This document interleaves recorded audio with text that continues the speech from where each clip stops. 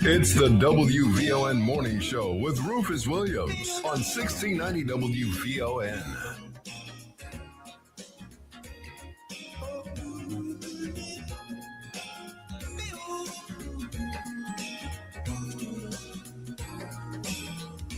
Every day you're walking by and I can see how you shine. Here I am alone with nothing but a dream that you are mine. Just exactly what I'll do, I don't know, baby, but I gotta find a way to reach. Tell me what I gotta do to get to your house. Tell me where I gotta go to be with you. Tell me what I gotta say to speak to your heart. Tell me what I need to know tonight.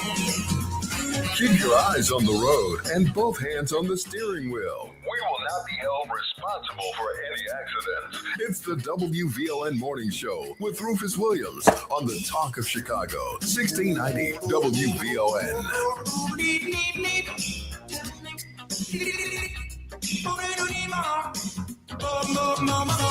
The Audio Genius. Get in on the conversation with Rufus Williams and the Morning Show at 591-1690. We are the Talk of Chicago, 1690 WVON.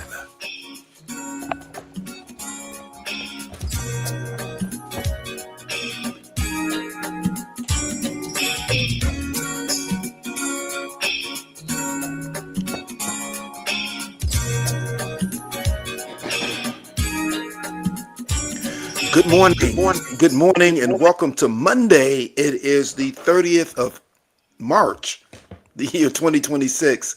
It's the Rufus Williams Show. I'm Rufus Williams, and as always, excited, thrilled, and just truly delighted to be here with you this morning, and so appreciative. Thank you so much for waking up with Rufus.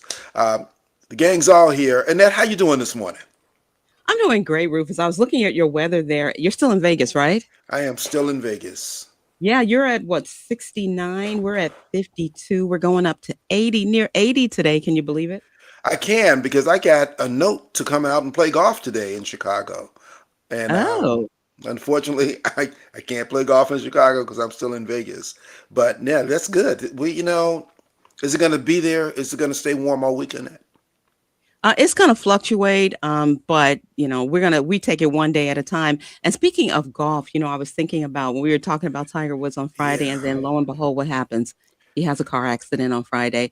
Things just when he's going up, things come tumbling right back down. Luckily he was not injured. Apparently, his Land Rover rolled over near his home in Florida.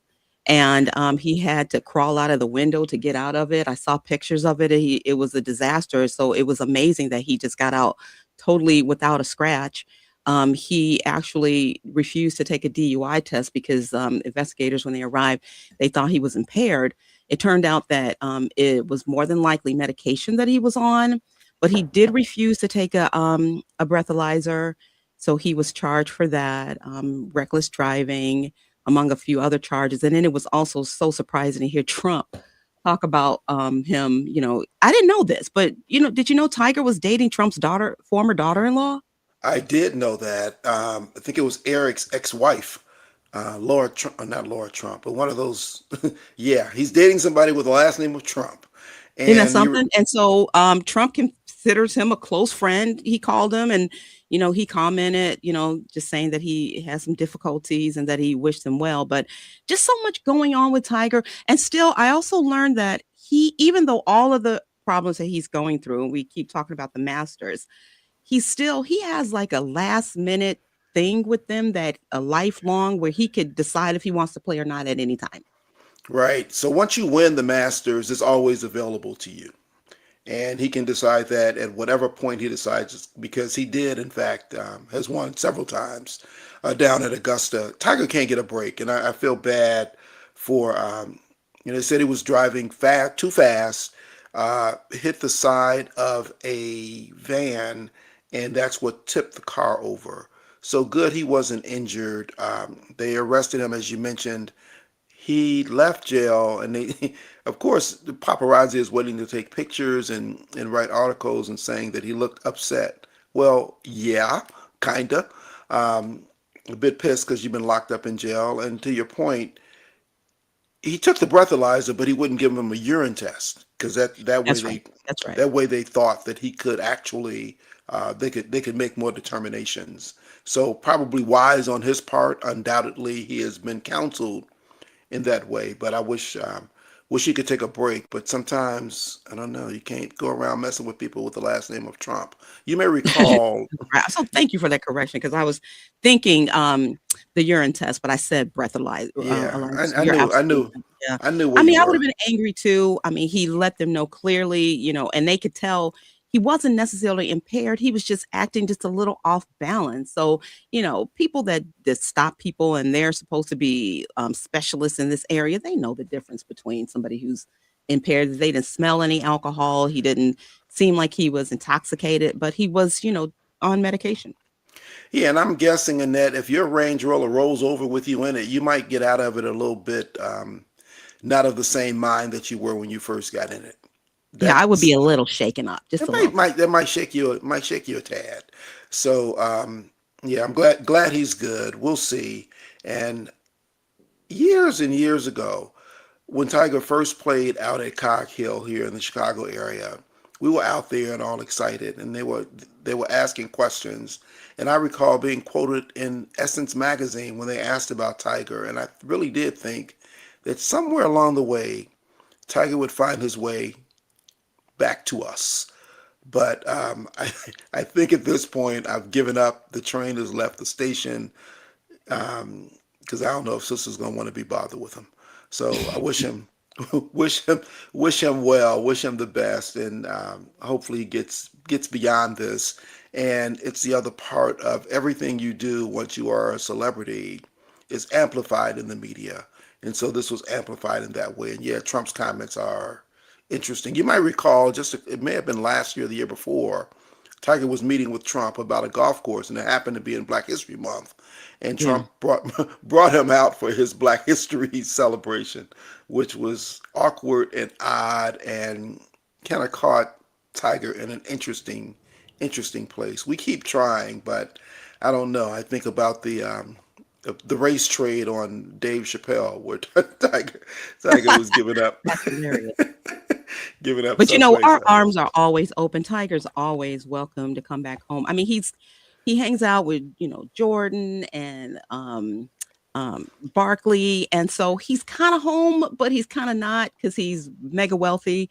But he's always welcome back. If he came to Cog Hill, I would definitely go. So would I. And if I ever get a chance to play golf or do any of that, yep, I'm right there with Tiger. So I wish he would find us in the same way. I wish I he would. agree. Titus, you watch any basketball this weekend? Oh, of course I did. What a great game yesterday.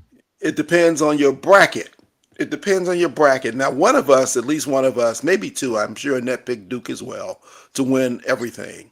And and so that game, man, what an amazing finish.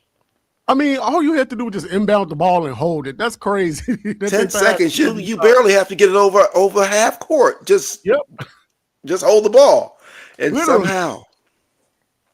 Any given Sunday, that was a fun game. I'm not gonna lie. It's sad to see the Boozer twins go down like that. I did definitely had Duke in the Final Four on my bracket, so mine's been long busted anyway.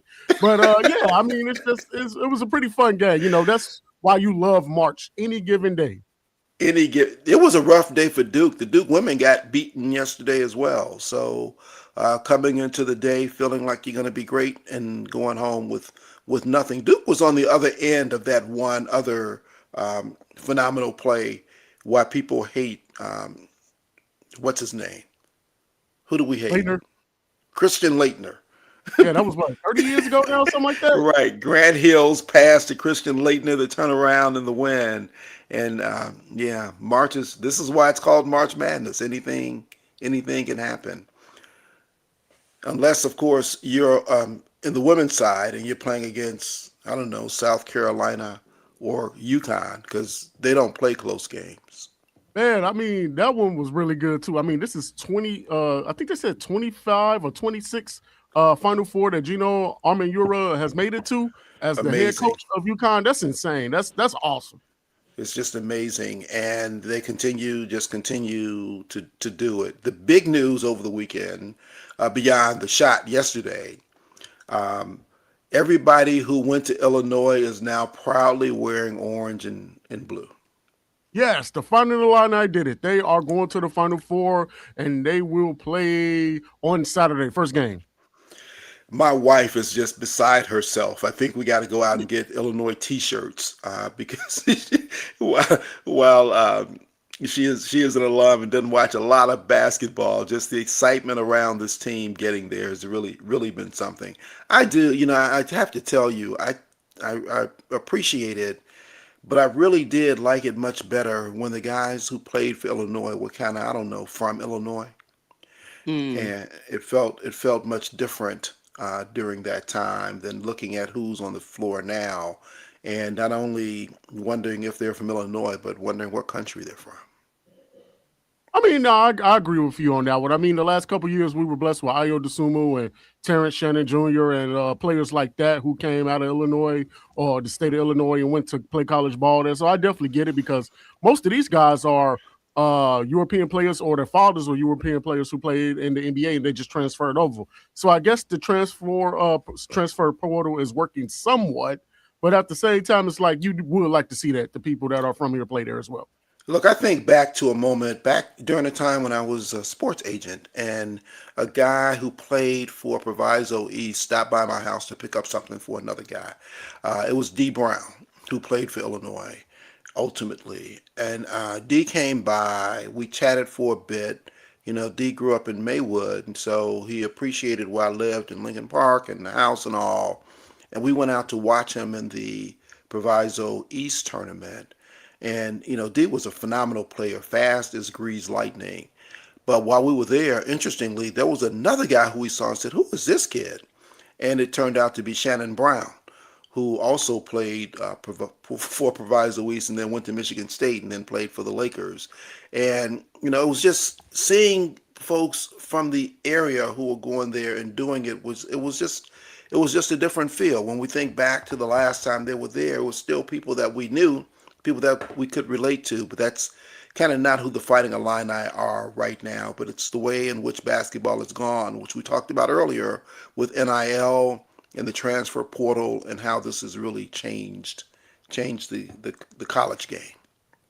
So Rufus, I'm not really into this, but I'm into it now because of you guys. But what stuck out to me, because I'm one of those fair weather fans anyway. It's good to me because they're winners. If they were losing, I would not care about this story at all. But what was interesting, I didn't know this, which I don't know a lot, but this is their first Final Four in 21 years. So I thought that that's a pretty big deal, right? It is a big deal. This is why those Fighting Illini are just beside themselves. And what I heard from someone a couple weeks ago is, I don't care what they look like, as long as they're wearing blue and gold and says Illinois, blue and orange and says Illinois, I am with them. And that's kind of what the sentiment is. So the long and short of it is, congratulations to the Fighting Illini, finally in the Final Four. We're hoping that they can bring it home. And it's interesting because, when you're out shopping and you see like sportswear and things like that, it's usually really expensive. The Illini stuff is always on sale. It's always on the sales rack, and there's always a lot of it. So now for the first time, they'll get to sell some of their merchandise and stuff like that. How about it? They are a very respected academic institution, and particularly for their engineering and accounting program. So, and since we had the chancellor on, hail to the Illini. We are happy for them. Let's take a quick break. When we come back, I had a watch party on Friday. We watched Cierre, Sandra Bland, the life and death of Sandra Bland. Let's talk about it. 773-591-1690. We'll be back right after this. More of the morning show with Rufus Williams coming up on the Talk of Chicago, 1690 WVON. It's D.L. Hughley. The reason that the armed forces under Pete Hegseth didn't want people to go to the Ivy League schools, what do you got to be educated for to catch a bullet? This country will make you mandatory for you to sign up for war, but they will not do the same thing to make you vote. Weekdays at 5 a.m. on the Talk of Chicago, 1690 WVON. It's game day. Are your moderate to severe Crohn's disease or ulcerative colitis symptoms keeping you from the action? Skyrizi, risankizumab Riza, could help you get back to the game. Skyrizi is proven to help people feel significant symptom relief, achieve remission, and visibly improve damage of the intestinal lining. Skyrizi is a prescription injection medicine for adults. Don't use if allergic to Skyrizi. Serious allergic reactions, increased infections, or lower ability to fight them may occur. Before treatment, get checked for infections and tuberculosis. Tell your doctor about any flu-like symptoms or vaccines. Liver problems leading to hospitalization may occur when treated for Crohn's or ulcerative colitis. Control is everything to me. Ask your doctor about Skyrizi, the #1 prescribed biologic in Crohn's and ulcerative colitis combined. Learn more at skyrizi.com or 1-866-SKYRIZI. This is Kamini Khan, certified financial planner professional. For the past year, I've been on a mission to change lives and build wealth in our community. Together, we're changing the paradigm. This year, I'm back with a new series, Wealth Strategies, Money Talks. Join me every Tuesday at 8:30 a.m. on the Rufus Williams Show as we have thoughtful discussions around building wealth in our community. We'll discuss topics like investing, savings, tax strategies, retirement, and all things money. Yes, that's Tuesday at 8:30 a.m., so set those alarms.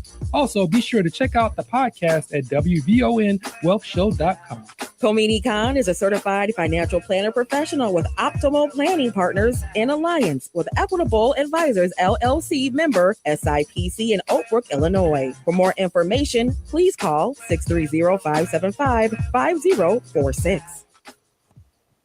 This report is brought to you by Blindster.com. Kyle from Blindster.com started Blindster in his garage over 15 years ago to make custom blinds easy and affordable for everyone. You measure, you install, and you save big on custom blinds. Plus, they guarantee they'll fit. Blindster.com. WVON traffic and weather now. Heavy this Monday morning in Chicago as you make your way along the Ryan. That inbound trip from 95th Street into downtown, expect just about 25 minutes. The Bishop Ford in from I-80-94 to the Ryan 17, Tuskegee Airmen Memorial, already 22. If you're on DuSable Lakeshore Drive, things are heavy right around Hayes northbound. That trip from 67th Street to Jackson, already 16 minutes. Hollywood to Monroe, 16 as well. The Stevenson off to a 40-minute start from I-355 to DuSable Drive, 30 traveling out. We're already looking at 50 minutes along the Eisenhower end from Thorndale to the Burns Circle. On the outbound trip, you do want to look out for an accident at first and a 35-minute trip. The Kennedy end from O'Hare to downtown, 45 minutes. You want to factor in a rollover accident. It is on the exit ramp at Adams, and getting to the airport right now, already a 30-minute trip. Taking a look at our weather. A pleasant morning in Chicago. The National Weather Service says we're headed to a daytime high in the upper 70s today, warm and sunny. Right now it's 52 at Midway, 52 in Jackson Park, and 52 degrees here at the Talk of Chicago. That's a look at traffic and weather now. I'm NF Lernoy on the Talk of Chicago, 1690 WVON.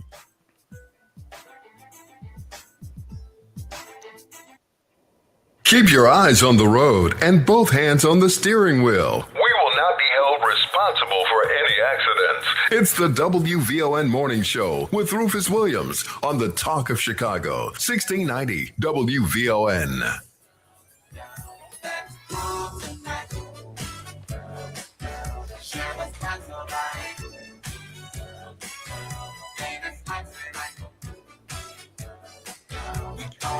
Welcome back. A couple things that I try to sneak in before Annette tells you, but this coming Wednesday, NASA is preparing to send the first humans around the moon for the first time in more than 50 years.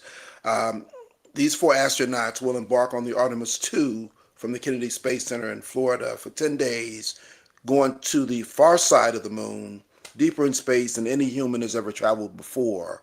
According to CNN, and this is how they describe them. They say the crew reflects a more inclusive era of exploration, including the first woman, the first Canadian, and the first person of color to venture into deep space. Okay, he's not a person of color, he's black. His name is Victor Glover III.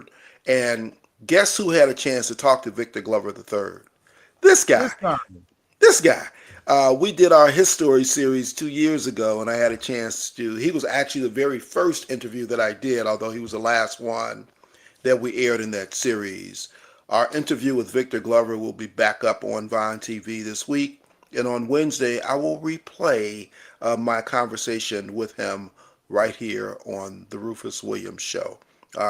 Good guy, great conversation. I think we, as we always do, talk longer than we were supposed to. And as you listen to it, you'll recognize some things that would make it a little bit dated, because we talked about the men of Phi Beta Sigma and the ladies of Zeta Phi Beta and their national conference that was going to be in Houston in the summer 2 years ago, which he is a good man of Phi Beta Sigma and invited them down. But good to be able to talk to him, and we knew the exploration was going to happen in 2 years. So here we are, there that is, and you get to hear directly from him right here on WVON. It was also 23 years ago today that we woke up and learned that Mayor Daley decided to close Meigs Field by marking an X across the runway. Just a full true, if there was ever a gangster move, that was the gangster move. So Meigs Field was our downtown airport for some folks like Titus who had airplanes. But the rest of us, I don't know, we were taking Greyhound bus at the time. And the mayor didn't want planes flying in anymore, so he killed the field 23 years ago today. I, like many folks, participated in the No Kings rally on Saturday. Saw big pictures of all the people in different cities around the country and in fact around the world. A lot of folks out in Chicago, a lot of folks out in LA, a lot of folks out in New York. I was here in Vegas where the weather was beautiful. It was I don't know, 92 degrees, but it was interesting here. And what I saw were a lot of older white people who were out protesting Trump, protesting all that there was. And I even had the opportunity to be interviewed by NPR while I was out there about why I was out there and what No Kings Day meant. So I think as we continue to push back against what's happening in this administration, it's important for us to continue to get out there and resist. And before I go to break, I'll just say this. Before I left town, I decided to fill my gas tank up at Costco. And I mentioned that it cost me $5.50 a gallon to fill up my tank. Filled up my mother-in-law's car yesterday at Costco here. Regular gas, $4.50 a gallon. Now, the interesting thing, the difference between premium gas and regular gas at Costco in Chicago was $1.25. The difference between regular gas and premium gas here was only 50 cents. So the premium gas here was $5 and the regular gas was $4.50. I'm not sure where it is at Costco right now in Chicago. I don't have to go there for another couple weeks. But the short of it is gas prices are not going down. They'll continue to stay up. And in spite of what we might hear from Hegseth or Trump or anybody else, we're at war, and it's costing the American people and the people around the world plenty. Let's take a break. When we come back, we will, in fact, talk about Sandra Bland, say her name, or give me a call. I know you all watched it. Love to hear your thoughts about this documentary that aired on Vine TV. But first, Annette, what's in the news? Mostly sunny and warm today as temperatures flirt with 80. Good morning. I'm Annette Flournoy, and here's a news brief. Later this morning, the Chicago Board of Education is expected to vote to approve Dr. Maclean King as the next CEO of Chicago Public Schools. The board meets at 10:30. If approved, King's official start date kicks in July 1st, with a salary of $380,000 a year. That contract is more than her predecessor, Pedro Martinez, who was fired from the job. While many on the City Council Education Committee originally were opposed to her becoming interim CEO, they have since come to her support, as those like Alderwoman Jeanette Taylor, and last week saying that some others were saying that they were looking for more Latino leadership. Well, funeral services for the Chicago firefighter who died earlier this month will be held tomorrow. The family of Michael Altman will have an invitation-only services at Blake Lamb Funeral Home. The services were originally planned for Friday, but had to be rescheduled after his wife went into labor last Thursday. Altman died from injuries suffered while battling a blaze on March 16th on the city's far north side. A man accused of setting that fire is now facing arson charges. That's a look at our news now on 1690 WVON. Traffic and weather up next. WVON News Time, 7:33. First the president, now a presidential center. The OPC opens Juneteenth weekend in Chicago. Where will you be? We're WVON. Illinois politicians did it again. They secretly tucked bad policy into the budget. Now, guess who pays the price? Servers, drivers, stylists, workers who depend on tips.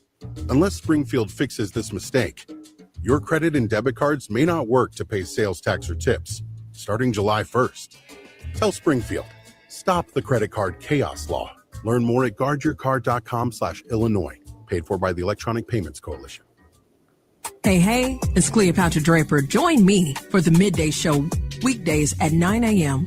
where we'll sip and spill all the tea. Do you want it hot or cold? Either way, we're serving up the flavor of the day. Weekdays at 9 a.m. right here on the station giving you what's now and what's next. 1690 WVON. This is Kamini Khan, certified financial planner professional. For the past year, I've been on a mission to change lives and build wealth in our community. Together, we're changing the paradigm. This year, I'm back with a new series, Wealth Strategies, Money Talks. Join me every Tuesday at 8:30 a.m. on the Rufus Williams Show as we have thoughtful discussions around building wealth in our community. We'll discuss topics like investing, savings, tax strategies, retirement, and all things money. Yes, that's Tuesday at 8:30 a.m., so set those alarms.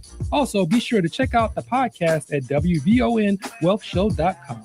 Komini Khan is a certified financial planner professional with Optimal Planning Partners in alliance with Equitable Advisors, LLC member SIPC in Oak Brook, Illinois. For more information, please call 630-575-5046.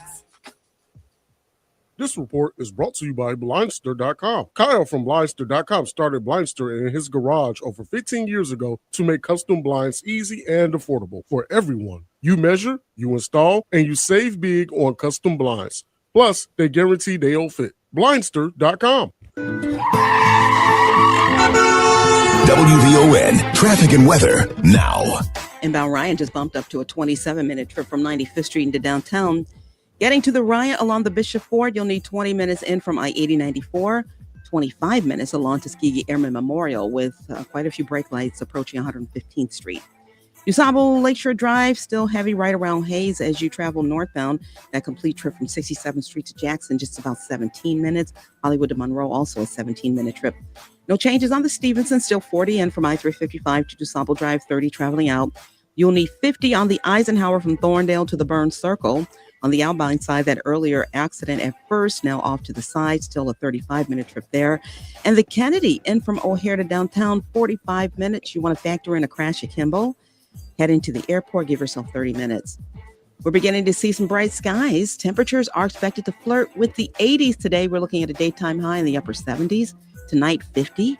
Currently, we're at 53 at Midway. 53 in West Pullman and 53 degrees here at the Talk of Chicago. That's a look at traffic and weather now. I'm Annette Flournoy on the Talk of Chicago, 1690 WVON. If you're not out of the bed yet, then what are you waiting for? It's the WVON Morning Show with Rufus Williams on 1690 WVON.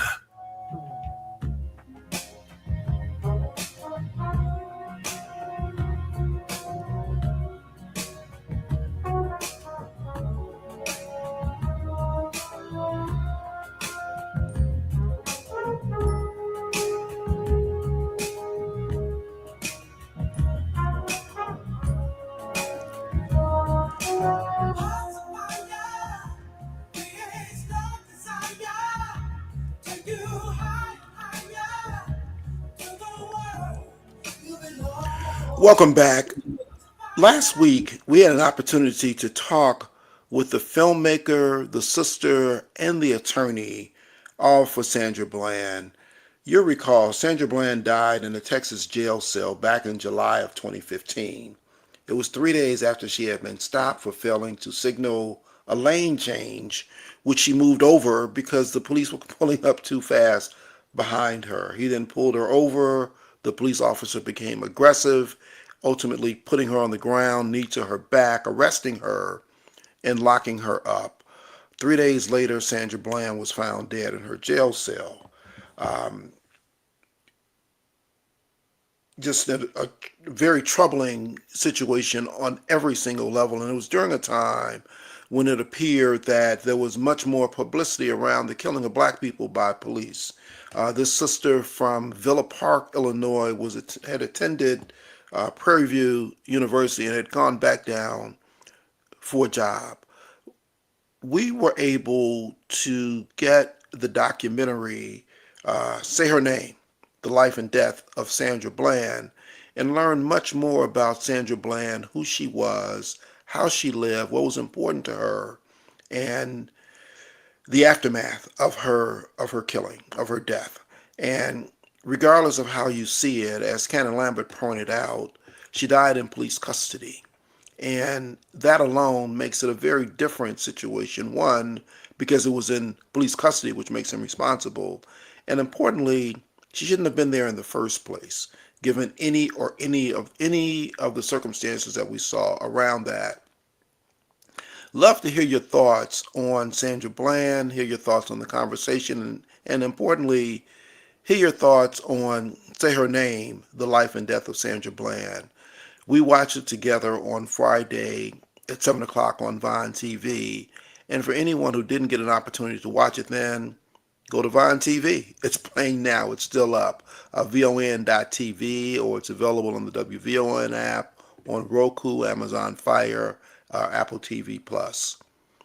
I'll just add to the conversation. Following Sandra Bland's death back in July 13th, in fact, of 2015, an estimated 811 people died in U.S. jail cells and police lockup facilities in the 12 months that followed. In the 7 days immediately after Sandra Bland was killed, after Sandra Bland's death, at least 4 other black women died in police custody across the United States. In the year following Sandra Bland's death, there were 33 suicides in county jails in Texas alone. An investigation by the Houston Chronicle found that nearly 7,000 people died in police jail and prison custody in the United States between 2005 and 2015. 7,000 people died in police custody, in jail, or in prison between 2005 and 2015. Her death, Sandra Bland's death, was officially ruled a suicide, but it sparked nationwide protests and highlighted significant issues regarding jail conditions, mental health screenings, and the treatment of black women while in custody. It is a very troubling situation then. It's troubling now. We had an opportunity to talk to the people most involved, Sandra Bland's sister representing the family, and Canon Lambert representing the family legally. And you could tell in the conversation, Sandra Bland's sister is still shaken by all of this, as you might imagine that she would be, as you might imagine that anyone would be in this circumstance. To speak to her and then get a call saying that she's dead is just a very difficult thing at 28 years old, given what she had been through, heading back down to Texas, excited about getting back down to Prairie View, which you can tell from the videos that she put out, which were part of the documentary that we showed. Just a troubling story throughout. But I'd love to hear your thoughts on the watch party that we had, and hear your thoughts on the Sandra Bland story overall. we internally didn't get to talk about this a lot. Annette, what were your thoughts on Sandra Bland, on this story, and on just what we might have learned even from the interviews or from the documentary itself?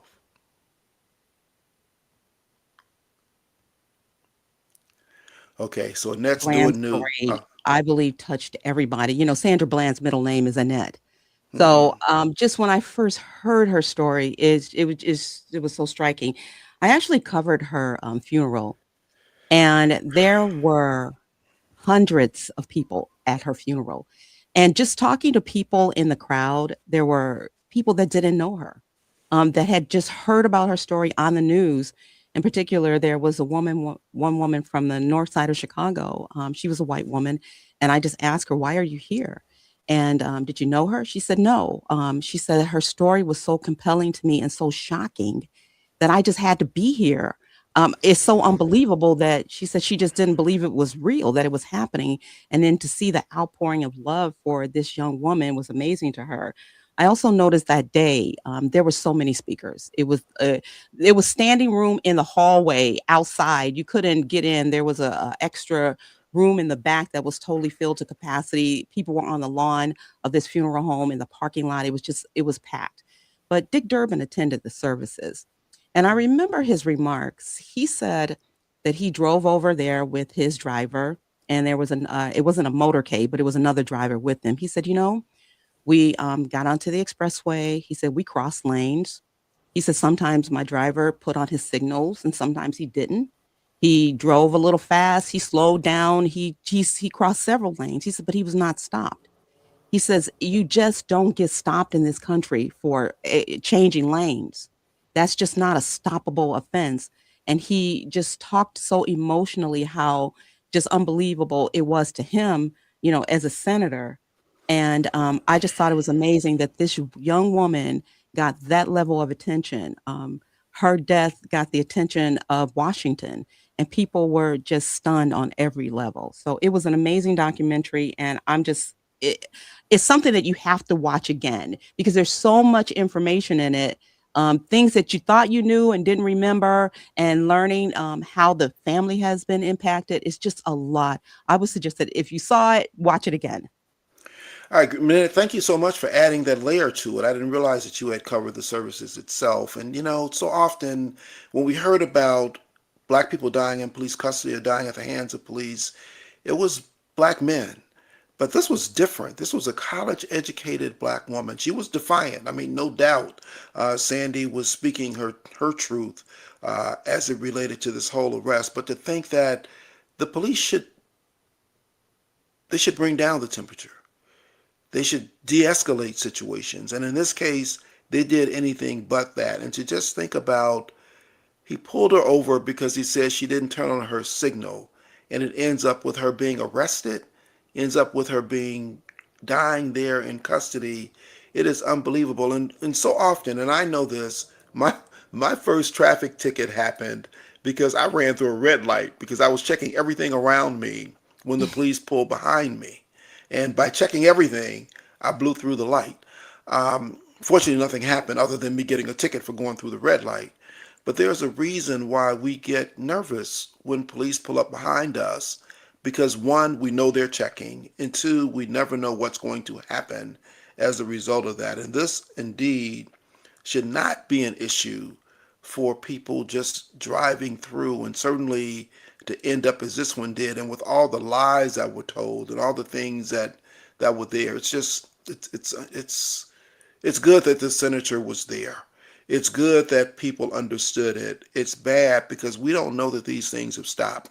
And certainly the anxiety that we get when the police pull behind us is still there, and it's still real because in those moments we have no more control of our lives. They now control us. That is so true. We see it all the time. I mean, I see it. I was on the north side not too long ago, parking my car, and a group of young white kids were making a lot of noise, and the police was like, "You guys got to go on. You got to move off the sidewalk." And they were like, "Come on, man. What's up with you, man?" And they were, manning them, and just, playfully, the police reacted to them. They were intoxicated. They probably were too young to be drinking. So there was an offense there. It wasn't a curfew or anything like that, but they were a little disorderly. They probably were under the influence, but the police were playful with them. They were like, okay, guys, come on. You guys got to move on. You got to move. And I was just standing there, and I normally don't pay attention to things like this, but I was shocked. All I could just imagine is if those 3 kids were Black, how different the situation would be. Yeah. And how now they're not perceived as being playful or just a little disorderly, or they're just having a good time. You're just out, fooling around. It would have been, these guys are criminals. Those children would have been looked at as criminals instead of just a couple guys just fooling around. So we see it. I mean, it's blatant in our lives. We all see it. I mean, we all have stories about it. And, we can all tell the stories. And these stories are not just stories. Stories are a matter of life and death. And it's so often it happens within us. Look, on the in the chat, Mo Triplet says, join her online discussion about policing in America. She's done a lot of work here discussing Sandra Bland, Tamir Rice, Alton Sterling, Philando Castile, Eric Garner, Freddie Gray. Many of these deaths that we know happen in police custody at the hands of police, of Black people, are there. Her email is readalongclub@gmail.com. But Mo, love to have you call in and share your thoughts with us. We're at 773-591-1690, discussing our watch party. Say her name, The Life and Death of Sandra Bland, which is playing still on Vine TV. We'll be back with more right after this. More of the morning show with Rufus Williams coming up on the Talk of Chicago, 1690 WVON. I know you're going to dig this. That whole picture was AI. Yeah, the whole picture was AI. First of all, I'm going to tell you, Usher whooped Justin Bieber's ass. I'm telling you right now. Real or not, it's trending. Well, he grabbed Usher because, he's allegedly said before, right? Yeah. He grabbed Usher like he thought he was one. Yes, he did. He sure did. These are my confessions. I don't know. He sure did. But that's they say it's AI. I guess so. Yeah, that's AI. Right. Because it looked like AI grabbed ATL. It's the DL Hughley Show. This Women's History Month, WVON celebrates the women who refuse to be silenced. This is Women Who Roar. Some women build influence, some build skylines. Daryl McKizak is the CEO of McKizak & McKizak, one of the nation's oldest Black-owned architecture and construction firms with a legacy that dates back over a century. Under her leadership, the company has helped shape some of the country's most iconic infrastructure projects, from transportation systems to major public works, proving that Black excellence doesn't just participate in progress, it engineers it. In an industry where representation has been limited, she stands as both leader and legacy bearer, expanding opportunity while honoring the foundation laid before her. Her roar is structural. Her roar is generational. Her roar is built to last. Daryl McKizak isn't just leading projects. She's continuing a legacy and constructing the future. Daryl McKizak is a woman who roars. From boardrooms to block clubs, these are the Women Who Roar, an exclusive feature on WVON.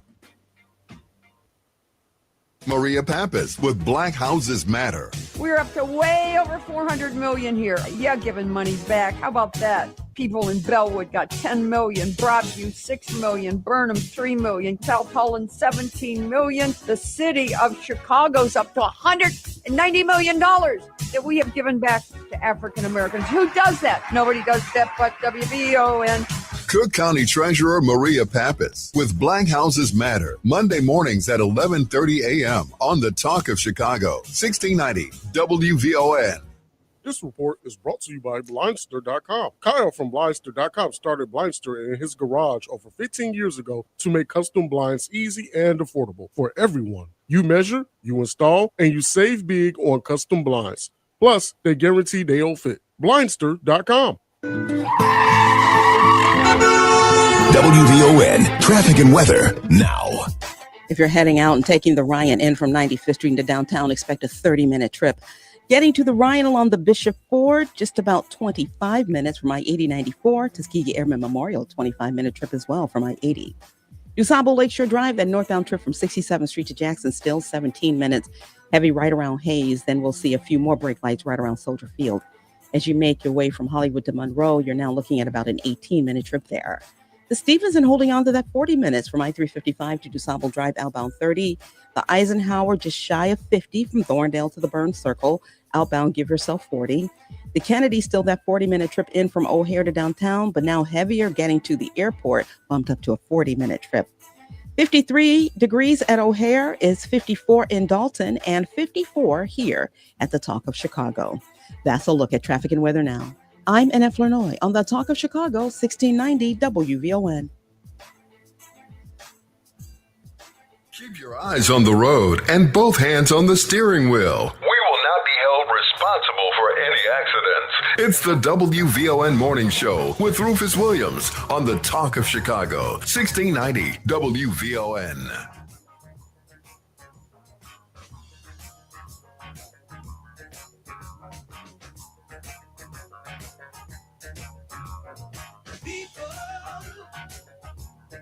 Keep on learning. Soldier, keep on moving.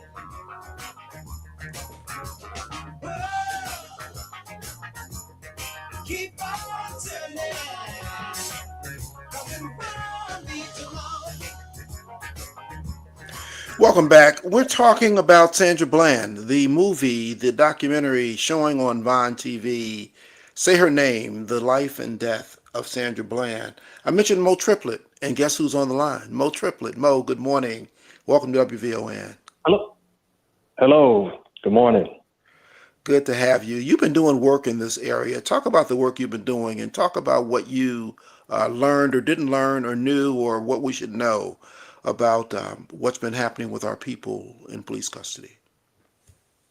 Yeah, so first I want to say I'm glad they finally made a documentary of Sandra Bland. I haven't seen it yet, haven't watched it, but just want to let everybody know about 10 years ago, I wrote a book about policing in America.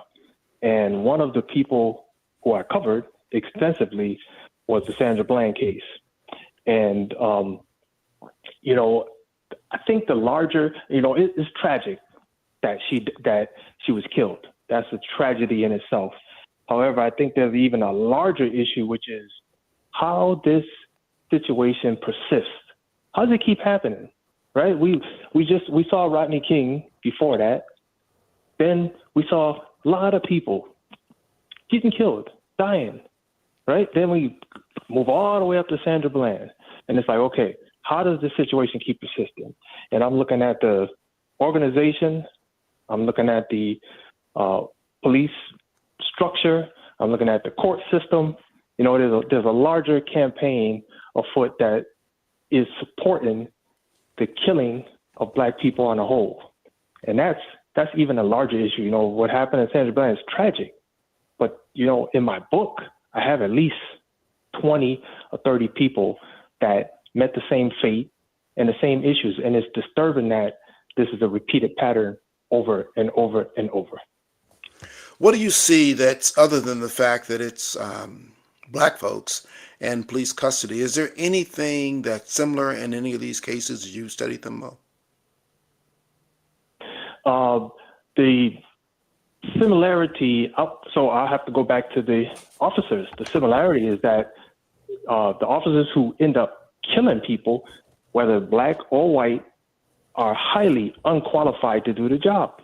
You know, the individual who killed Sandra Bland, that was over a argument. It had nothing to do with the traffic stop. Absolutely zero to do with the traffic stop. It was about Sandra Bland not putting out her cigarette or getting out the car or something like that. And so this officer got into his feelings and got upset. And in the end, she ended up dead.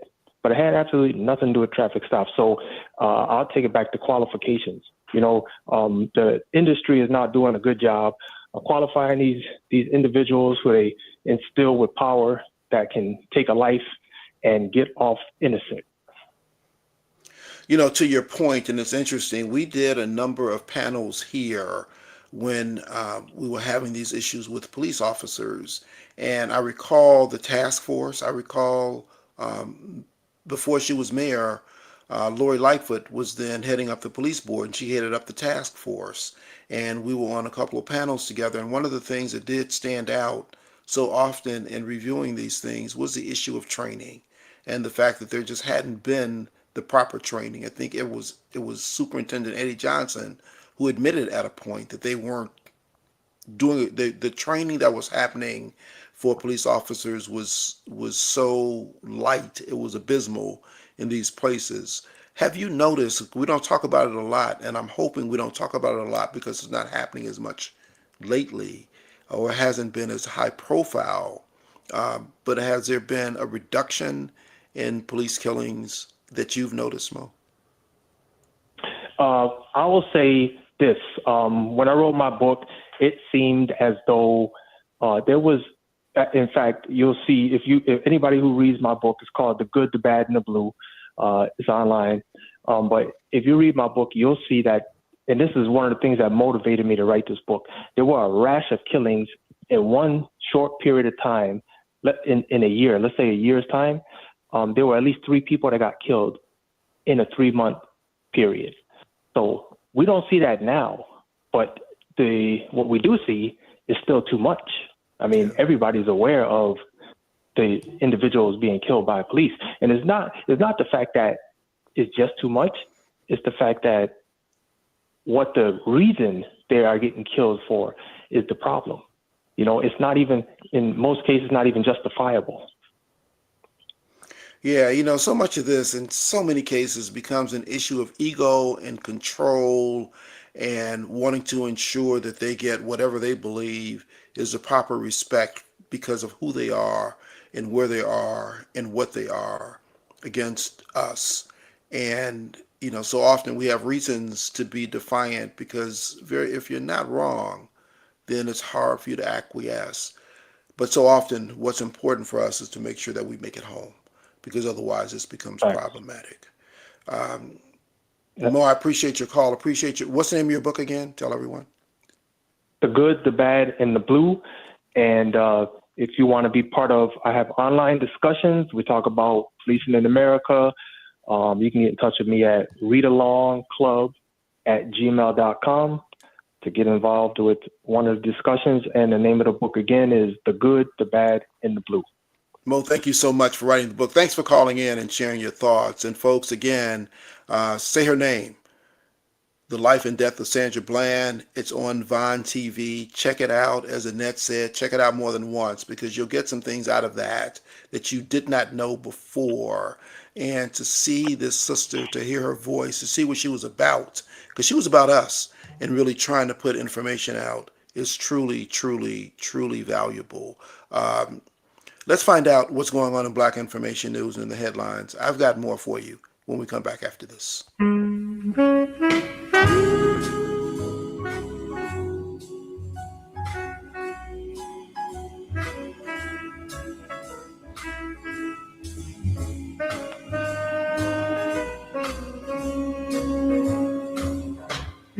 Weather tops our news. On this Monday, March 30th, 2026, I'm Annette Flurnoy in the headlines. Later this morning, the Chicago Board of Education is expected to vote to approve Dr. Maclean King as the next CEO of Chicago Public Schools. And the National Weather Service says brace yourself for a spring, almost summer-like day as temperatures climb near 80. National news from the Black Information Network is next on the Voice of the Nation and the Talk of Chicago, 1690 AM WVON, Berwyn, Chicago. It's 8:01.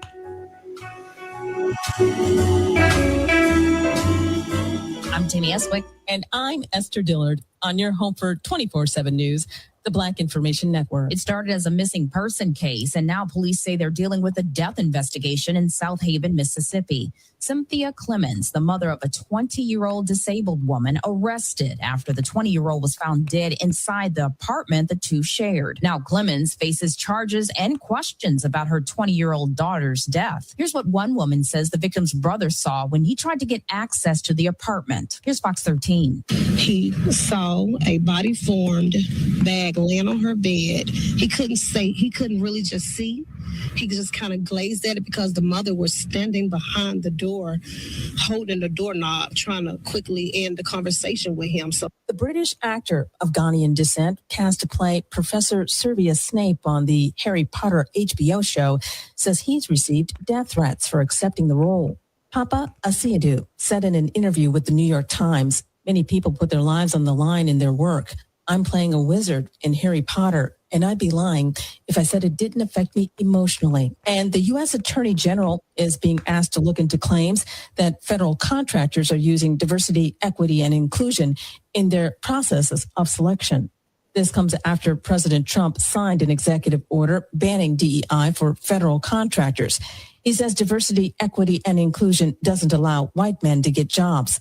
Civil rights activists say DEI practices help address historic inequities. Louisiana gets a big portion of its money from the federal government, and since times are tough, critics say the state is targeting every penny they can get their hands on. One lawmaker who doesn't represent New Orleans has come up with a plan to save millions by consolidating the New Orleans court system. Right now, the system works with separate criminal and civil divisions. Here's longtime civil district court judge Kern Reese, who's a black man, who says the city's caseload is different than other parts of the state. Here's Fox 8. I also have the Hard Rock case. That case has 96 plaintiffs, 300 lawyers. I'm Tammy Eswick, along with Esther Dillard on your home for Black News First, the Black Information Network. Now here's your Washington Roundup. A conservative group of conservative Republicans are rejecting the Senate's package to fund Homeland Security. Texas Congressman Chip Roy says there is no reason to leave ICE and Border Patrol out of the deal. It is absolutely offensive to the people that we represent. He called the Senate lazy for taking a vote and then leaving town for Easter break.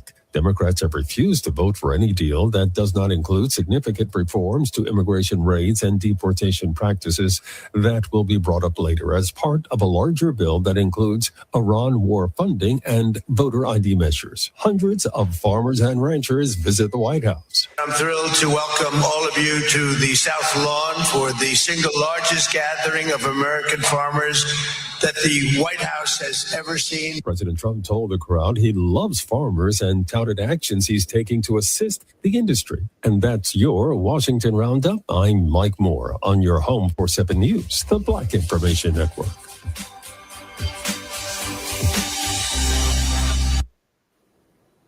This report is sponsored by WeatherBug. Get the fastest local alerts and accurate 24/7 forecasts with WeatherBug. It's easy to use and provide real-time customizable alerts so the weather never takes you by surprise. Plan every day with confidence. Download the free WeatherBug app from the App Store now. Maria Pappas with Black Houses Matter. We're up to way over 400 million here. Yeah, giving money back. How about that? People in Bellwood got 10 million, Broadview 6 million, Burnham 3 million, South Holland 17 million. The city of Chicago's up to $190 million that we have given back to African Americans. Who does that? Nobody does that but WBON. Cook County Treasurer Maria Pappas with Black Houses Matter, Monday mornings at 11:30 a.m. on the Talk of Chicago, 1690 WVON. This report is brought to you by Blindster.com. Kyle from Blindster.com started Blindster in his garage over 15 years ago to make custom blinds easy and affordable for everyone. You measure, you install, and you save big on custom blinds. Plus, they guarantee they'll fit. Blindster.com. WVON traffic and weather now. Still looking at a 30-minute trip along the Ryan from 95th Street into downtown. Getting to the Ryan along the Bishop Ford, now 20 minutes from I-80-94, 25 from along Tuskegee Airmen Memorial from I-80. DuSable Lakeshore Drive, the trip from 67th Street to Jackson, still just about 17 minutes. Heavy right around Roosevelt Road as you make your way from Hollywood to Monroe 18.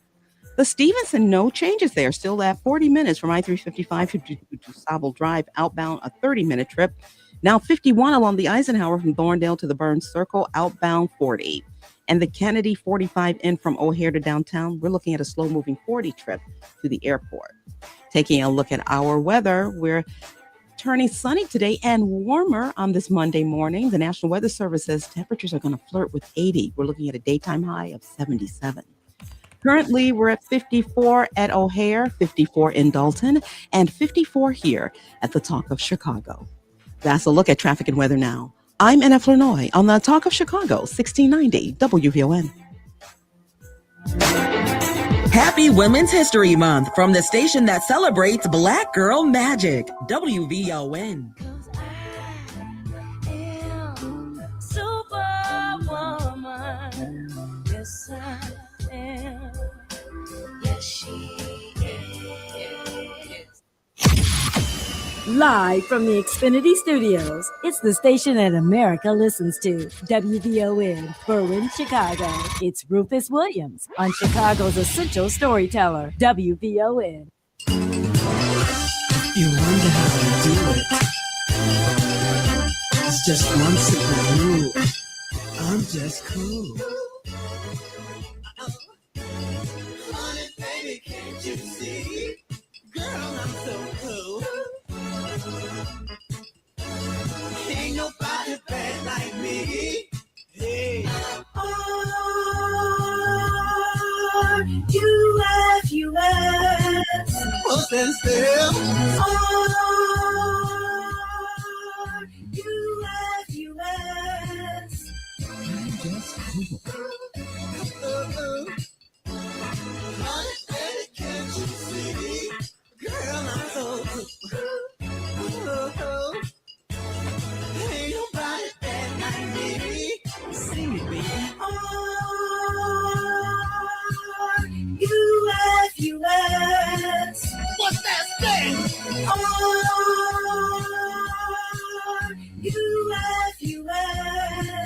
That felt cool.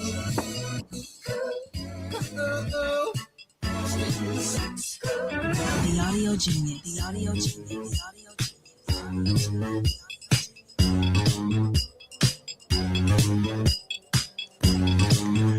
Welcome back. So, although we talk about March Madness, because it's March, it's also baseball season.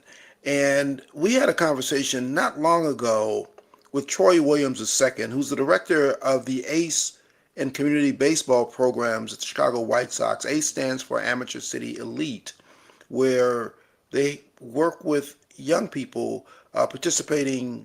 Some of them had the opportunity, actually, to participate in a once-in-a-lifetime spring training experience made possible by United Airlines. We have joining us this morning, Troy's back, along with one of the gentlemen who was able to go out and have this experience, Jason Nash. Troy, good morning and welcome back to WVON. Good morning, Rufus. How you doing, man? Thank you for having us. Man, I'm good. How you doing? Good, man. Can't complain. It's baseball season. It's baseball season. Remind us about the ACE program, how it came to be, what it does, and then share with us the experience that recently happened with these young people. Yeah, so the ACE program was established back in 2007 by White Sox Charities and with full support from Jerry Reinsdorf, and with the goal of preparing young people for college baseball, and with the hope of getting them a college scholarship and them walking away pretty much debt free. So I had the honor of participating on the first team in 2007, and I've been around this program since then. I came back from college. I went to Alcorn State University, and I came back as a coach, and now I'm in a position as a director. So it's kind of full circle for me, just being around this thing since I was 17 years old. Troy, talk about that for a minute. You went down to Alcorn to play. I know that one of the young men I talked to from the Jackie Robinson West team went to my alma mater, which beats up on Alcorn Southern. Is there something about baseball that's played more in the South than it is here? Does that seem to be the case to you even today? Yeah, man, baseball is king. I mean, obviously football is big down there, but when I got to the South, it was a huge culture shock for me. Just being around, these more physical guys who had the ability to train all year long. Our winters are treacherous here in Chicago, obviously. So being able to go down there and experience, to be able to play baseball year long is just, you can't beat it. So it was tough, but to make the adjustment was pretty easy, and ACE prepared me for that. Now, because you grew up here, how did you get involved in playing baseball? As sports like football and basketball seem to take up so much of our young folks' time. Yeah, I played at Southside Little League, man. My dad is from Chatham. I grew up in the Roseland area. I stayed with my mom, and I moved with my dad as I got older. So Southside Little League, Cole Park, Thule Park, that was my area, So started there and kind of kept it going. I also played basketball too. I played at Simeon, won a state championship in 2007. So Chicago's a basketball city, and but there's a lot of good young baseball talent in this community. In this city, and I think a lot of people are starting to notice that, And as you stated, Jackie Robinson West, the team back in 2014, they were the guys who kind of like nationally put us on the map when it came to, people understanding that it's good baseball here in the city. Look, I'm not going to just let that pass, because if you played basketball at Simeon in 2007, my recollection tells me there was a young man named, I don't know, last name Rose, who was also on that team. Yeah, that's my buddy, man. Good, super good guy. Known him since I was probably 8th grade, and we got a chance to play together. And I got a chance to play with him. He's obviously had a great career and is now like coming into his own and doing a lot of good things here in Chicago.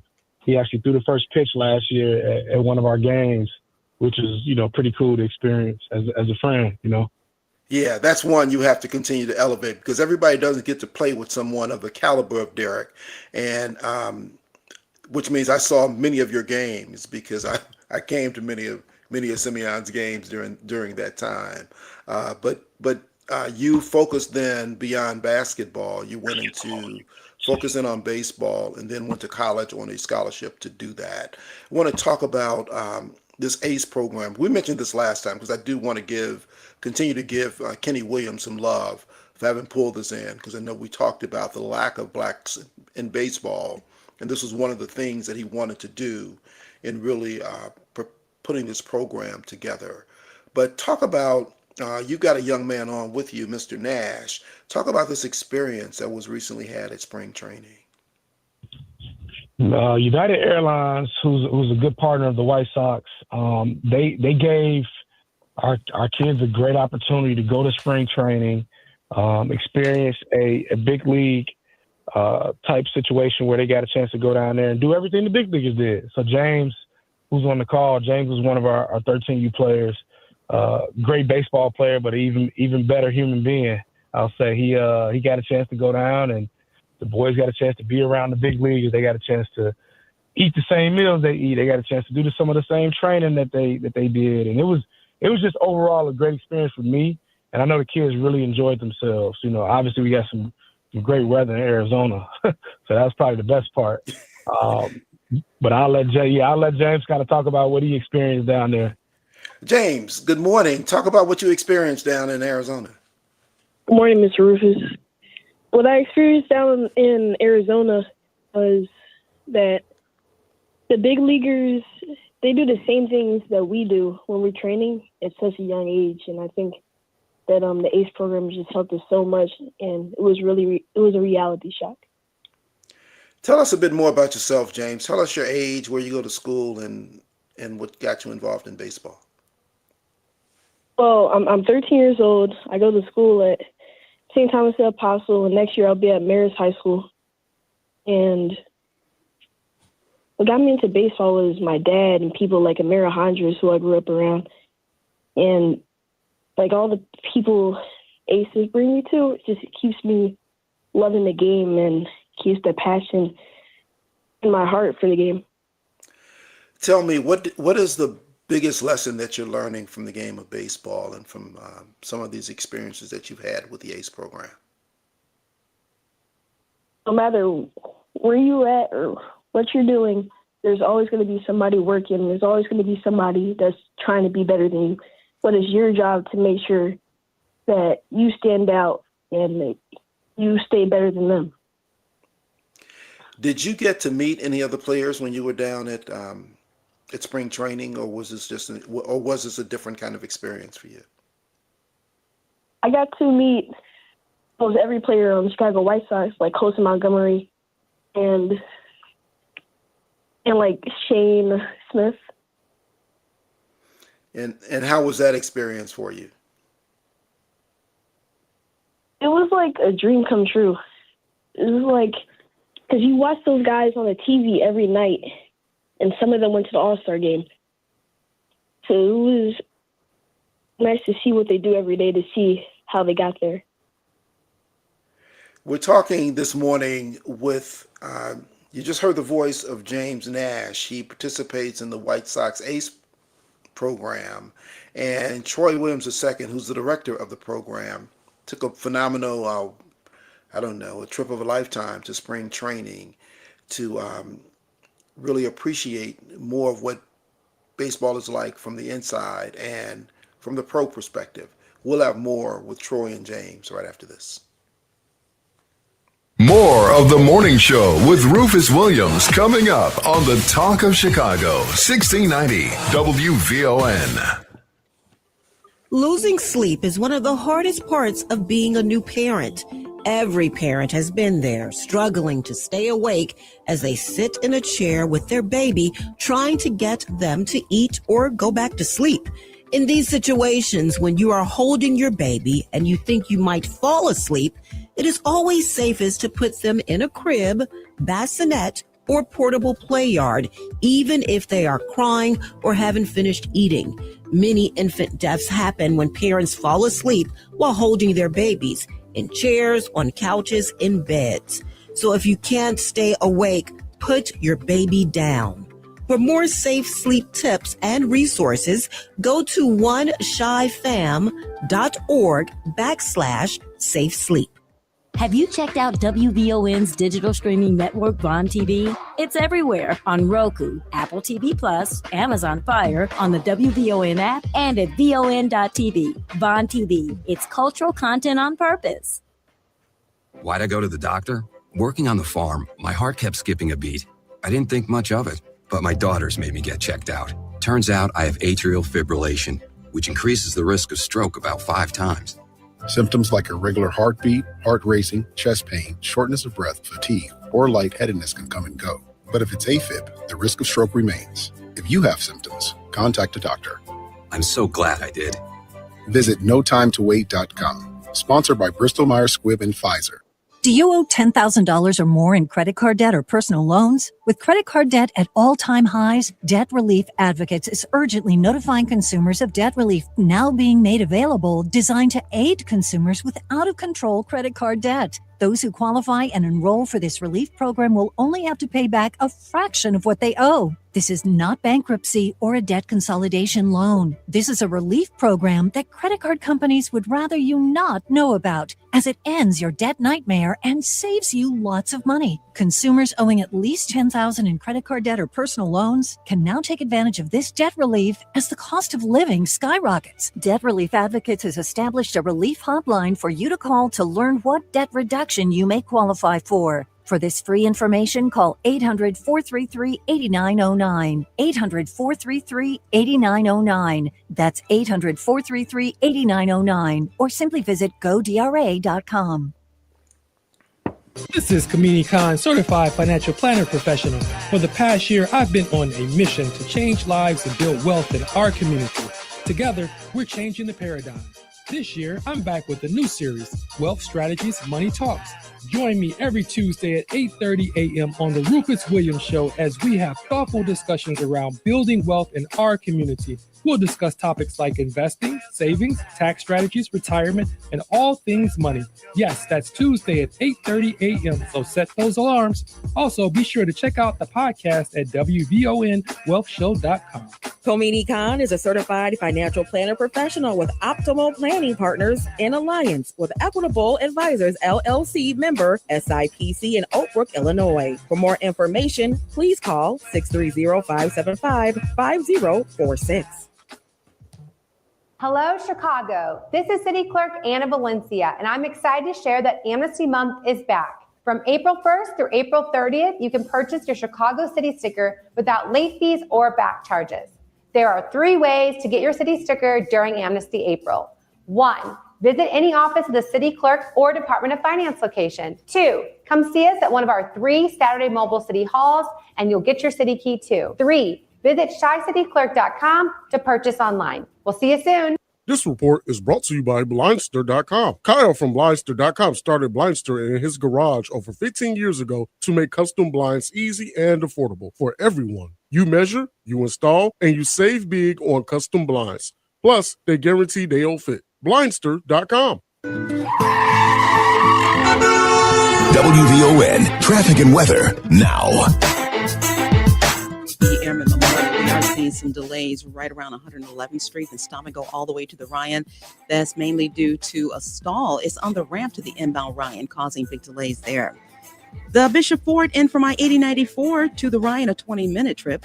When you arrive at the Dan Ryan, you're looking at another 25 minutes from 95th Street to downtown. DuSable Lakeshore Drive, 67th Street to Jackson, still 17 minutes, heavy at Hayes, then again at Roosevelt Road. As you make your way from Hollywood to Monroe, now a slow-moving 19 minutes. The inbound side of the Stevenson, 45 in from I-355 to DuSable Drive, 30 traveling out, now just shy of an hour. Along the Eisenhower, from Thorndale to the Burns Circle, that outbound trip just about 40 minutes. And the Kennedy in from O'Hare to downtown, just about 50 minutes. Getting to the airport, slow and heavy at 40. Taking a look at your weather, clear skies right now. The National Weather Service says turning sunny today and warmer. Temperatures are expected to flirt with 80. We're looking at a daytime high near 77. Tonight, 50. Currently, we're up to 55 at O'Hare. It's 55 in West Garfield and 55 here at the Talk of Chicago. That's a look at traffic and weather now. I'm Anna Flournoy on the Talk of Chicago, 1690 WVON.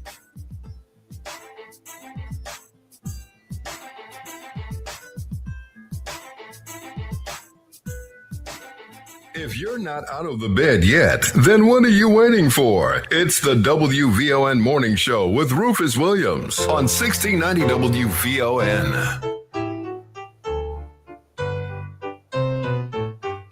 Take me out to the ball game. Take me out with the crowd. Buy me some peanuts and Cracker Jacks. I don't care if I never get back. Let me root for the home team. If they don't win, it's a shame. For it's 1, 2, 3 strikes, you're out at the old ball game. Welcome back. That was Titus Williams singing Take Me Out to the Ball Game, as he does every year around this time. We are talking with Troy Williams II, who's the director of the Amateur City Elite and Community Baseball programs there at the White Sox, and young James Nash, who, along with a few others, attended spring training made possible by United Airlines over in Scottsdale, Arizona. Troy, I want to talk with you about just how we get more young people involved in this game of baseball. And you mentioned a lot of what you were doing and a lot of what this program did was to help get scholarships to college, which is a lot of what sports were like when I was growing up. But now it goes a little bit beyond that, because people do look to try to get into more so into professional sports, but somehow we're not seeing a lot of traction there. We're not seeing a lot of young black men playing professional baseball. Talk about what the real experience is that you want these young men to have from this program, and how far we really should be thinking about they go within this program, or is it just but are we really looking to expand them more so they can be successful in life? A little bit of both. So I always say, first, I guess it's a two-part question. The first part is we really have to take a look at what Little League Baseball has done. Leagues around the city have been depleted by travel baseball. You don't have the Southside Little Leagues and the Jackie Robinson West and the Dawes Park. Like back in the day, I remember growing up, Little League Baseball was king, man. Like you legit had 6 or 7 little leagues around the city that were competing for a district championship, and because that just meant so much to kids like me. And what you're seeing now is the leagues They have low enrollment. They don't have coaches. Everybody's running the travel ball. So I think we got to start there. Right? We got to really get back into grassroots baseball and realize that that's going to be key if we want to continue to grow the game. And then the second part, for ACE, we started at 12 years old. So our hope is that leagues are developing and, that young talent from the age of, let's say, 5 to 11, right? And then you cross over to travel ball at 12. I think that's a good age where it's time okay, you kind of separate the ones who are serious about the game and the ones who are kind of just, playing it for fun, which is okay. And for us, our biggest thing has always been if we get a couple guys that go play professional baseball, great. But my goal for these boys are to, play college baseball, get a degree, something that nobody can take from you, right? Come home and be good fathers, be good husbands, just be good men, ultimately. And I think that's the biggest thing because, playing professional baseball is hard. The draft's getting smaller and it's a tough goal to attain, but if they do it, great. But nonetheless, we want them to come back and be good humans. Yeah, it's something about as things have expanded in baseball and basketball internationally, it takes more spaces away from those who are domestically playing. James, what do you want to get out of the game of baseball? I really just want to make my family proud because baseball has been all I've known since I was younger. And everybody I've grown up around, some didn't make it, some in 2020, they kind of messed up their opportunity. So I just want to prove everybody wrong and make everybody happy who's been around me in those hard times with baseball. Let me ask, do you go to many professional baseball games, James? I do. I'm going to opening day this Thursday. Great. When you go, do you sit with a scorecard and take score? Or what's your experience when you go to a game, knowing as much as you do about the game? Really, I want to see every detail about their preparation in between every inning. That's what I mainly pay attention to. And what position do you play? Shortstop and second base. You shortstop. You play the hot spot. You must be a good player to be in that position. I'm a pretty good player. I'm really fast. And I'm really smart with the game. I have a high IQ when it comes to baseball. It sounds like you have a high IQ when it comes to a lot of things. So we're going to be watching for you in all of your success as you move through this life. James Nash will be keeping an eye on you.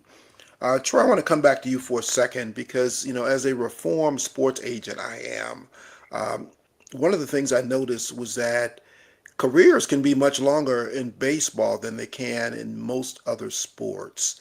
It sounds like James is there because his family is supporting and his dad kind of introduced him to it. If we want to get more young people involved in baseball, what do we as a community need to do?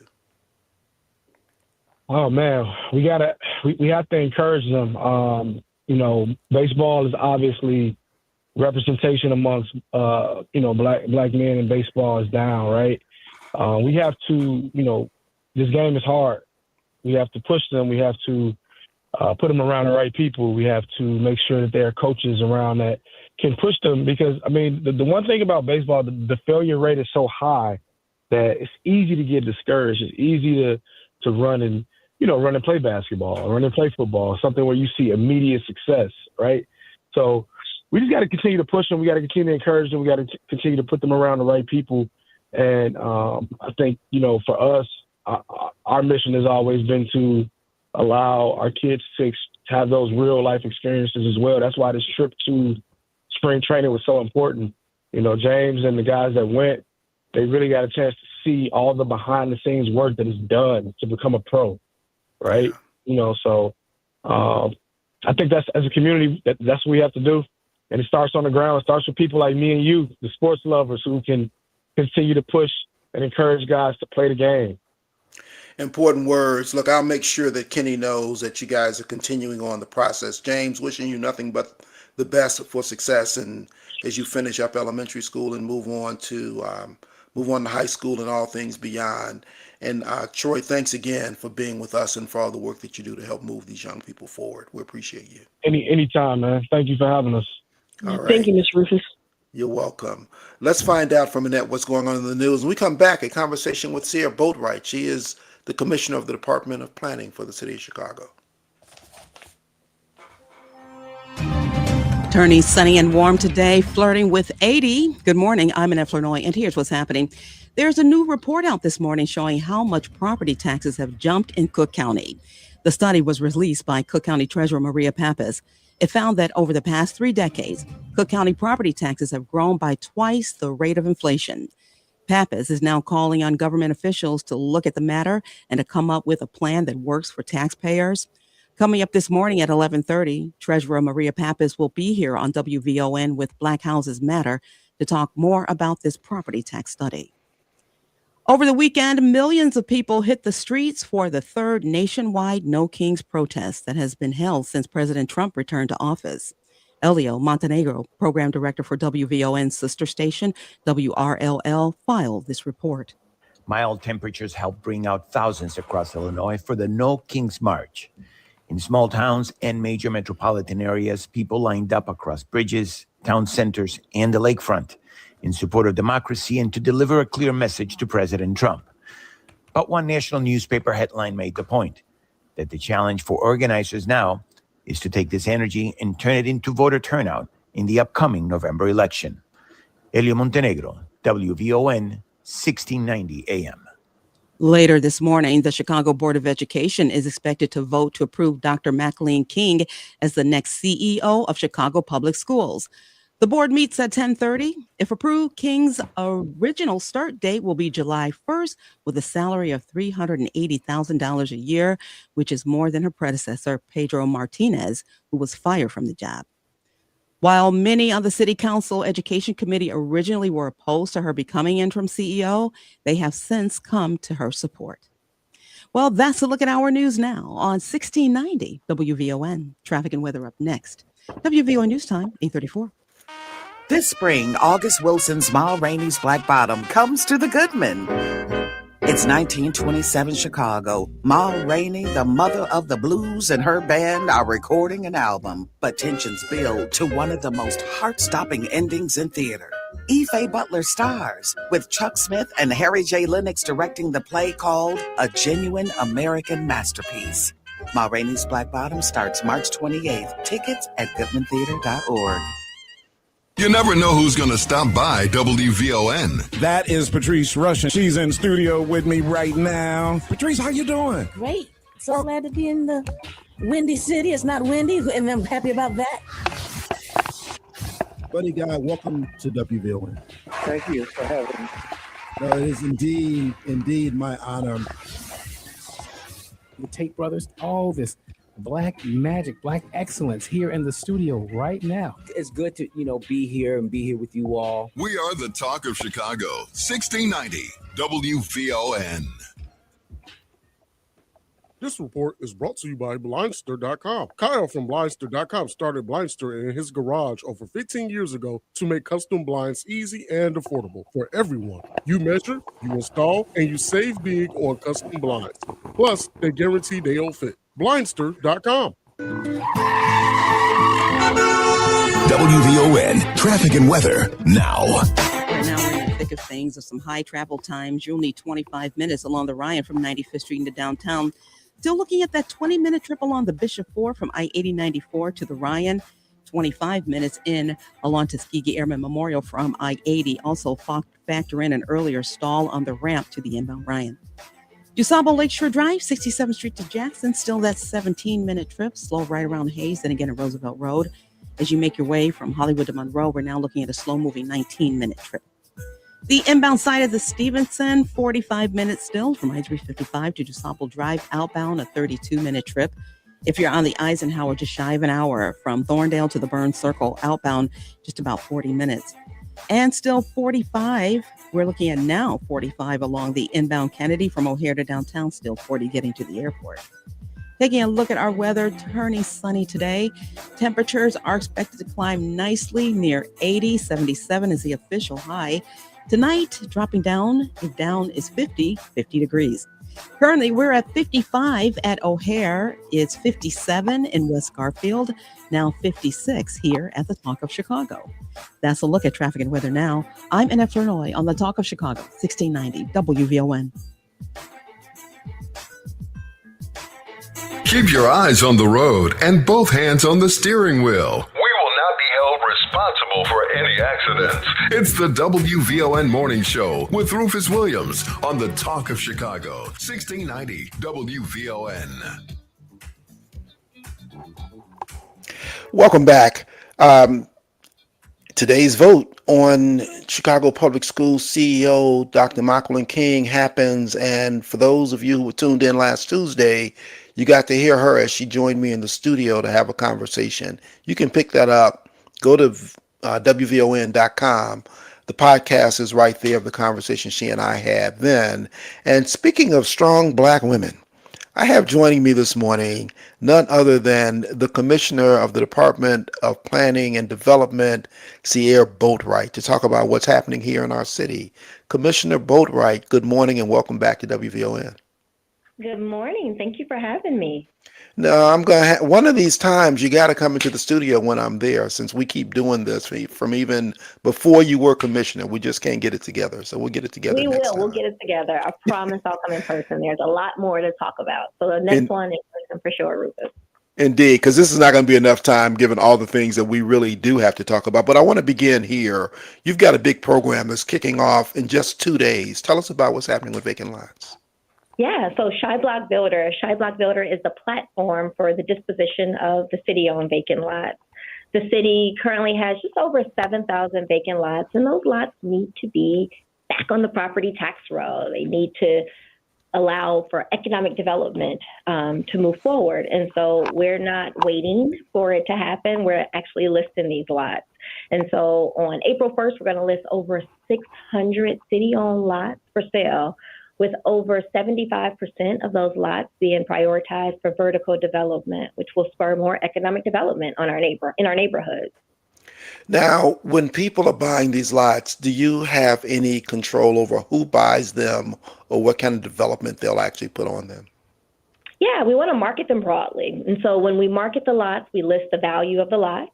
We also list the actual use, that the preferred use, for example, mixed use, housing, open space, side yard. So we prioritize what we actually want to see for those vacant lot activations so that it's clear to the applicant what the priority is in that specific ward, on that block, or that specific parcel. So there's no guesswork. We take the guesswork away from the process overall and make it far more transparent and far more streamlined. Are you able to either determine or dictate or encourage the timing of development of these lots? Yeah, because we're cutting the tape. Under Mayor Brandon Johnson, we are no nonsense as it relates to development. We are a pro-development city, and the activation of our vacant lots are no different. Rufus, I mentioned that we started with, 10,000 lots. 10,000 lots that are not active, right? We're now just over 7,000. And so we're really bullish on ensuring that we're getting these lots in the hands of responsible developers. But that's not enough. We need to make sure that once those lots are sold to developers, and even before they're sold, the process to sell the lots are far easier, faster, and it's more transparent. So it starts with ensuring that right of entries can be granted. We've gone from months to days for issuing right of entry. That's the due diligence that a developer needs to do before they take ownership of the lot. We've also sped up the timeline for market valuation. We're pulling title to make sure that there are no issues that will potentially delay the title. And then once the lot is sold, we're continuing to cut the tape. And so for larger lot sales that have to go to Plan Commission, we're making sure that developers, nonprofit, for-profit, individual, small developers aren't jumping through hoops to actually advance development. An example of that win, we've gone from 135 days to get our projects to and through Plan Commission. We're under 79 days. And so we know that time kills deals. And so we, the Department of Planning and Development under Mayor Brandon Johnson, wants to make sure that the developers aren't experiencing long delays that's at the expense of advancing these projects. How can anyone determine what lots are available? Where can they see these? So you can go on to Shy Block Builder and you can see every single lot that's in the city's inventory. On April 1st, you'll see the over 600 lots that we're listing for private development. One thing I'm really excited about, and we didn't get a chance to talk about, you kind of mentioned it, some of the uses for the lots. On April 1st, we roll out larger lots for multi-phase development opportunities, but we're also going to be announcing our 4th round of Missing Middle. And Missing Middle is our affordable home ownership, wealth building, density creation initiative. We're going to be announcing, and you're going to hear it here first, 2 different community areas, South Chicago and West Englewood, that we're advancing our Missing Middle initiative. The city is providing up to $150,000 per unit to help to advance these market rate deals. And we're not talking single family homes, Rufus, we're talking 2 to 6 units. And we're funding that with our housing and economic development bond to ensure that we're removing any barriers that would lead to productive, sustainable, impactful economic development in our neighborhoods. And one huge barrier is access to capital. And so we got that covered under Mayor Brandon Johnson with our housing and economic development bond. Back up a little bit, because I know we talked last time about the Missing Middle program, but explain to people what that is and what's actually looking to be done with that project. Sure. So the Missing Middle initiative is an opportunity for us to take city-owned vacant lots and spur development on those lots, but not just any type of development. This is a housing initiative. It's a market rate housing initiative. And so we recognize this is an opportunity for us to do more than just a single family home. So Missing Middle focuses on 2 to 6 units of housing. That helps in a lot of ways for a lot of reasons. As an example, if you're doing a 2-unit development, the owner occupant is able to generate income, thus building wealth over time for that rental unit. If you're doing 3 flats, they're able to generate 2 units of income that ultimately could cover their mortgage and so forth, depending on how many units are being created. So it's not just about the benefit solely to the owner occupant. It's also about putting those vacant lots back on the property tax roll and addressing an eyesore, right? No one really wants to live next to a vacant lot. The other thing that matters when it comes to Missing Middle is it helps to ensure that we have vibrant corridors. Rufus, we often hear about retail deserts and food deserts. Retail follows rooftops. And so we have to have the rooftops to be able to support thriving corridors. And so, yes, we're focused on building wealth. Yes, we're focusing on housing because housing is desperately needed, not just in Chicago, but this is a national challenge, the production of new housing. But we're also recognizing that this has a positive benefit when it comes to holistic community development overall and ensuring that we have strong corridors across our cities. The majority of these lots are on the south and west sides of Chicago. And so we are no nonsense when it comes to focusing on equitable, impactful development on the south and west side. And our vacant lots is where we're paying a lot of attention because it's an easy way for us to work with small, mid-sized developers to activate those lots and provide the resources that are needed to advance it on an as-need basis. So important, and many of us who grew up in these neighborhoods can go through now and see these lots that have been vacant for more than 50 years, and trying to bring development back to those is so critically important. Are there any interesting properties that are available for sale on April 1st? We do. We have a ton of them. I mean, for Missing Middle alone, we've got 19 lots that we're listing in South Chicago and 11 lots in West Englewood.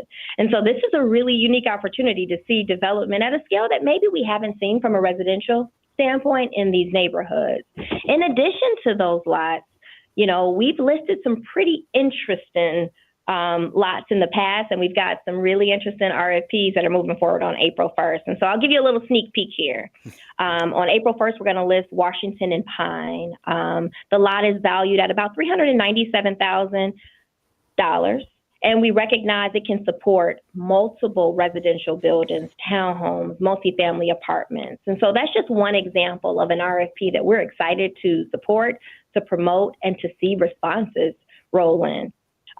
In the past, we've listed some pretty interesting RFPs as well that are valued pretty high. That's going to support more residential development. But I do want to go back, if we can, to Missing Middle, Rufus, because what I failed to say is this isn't a brand new concept. We're on our 4th round under this mayor. We have 307 units that are underway over 106 buildings. That supports $110 million in new project costs. And this is led by 16 minority developers. That's something I'm really proud of. Our team is working diligently with these incredible developers. And so we're not just talking about a concept, we're talking about a real program that has real results that's advancing in real time.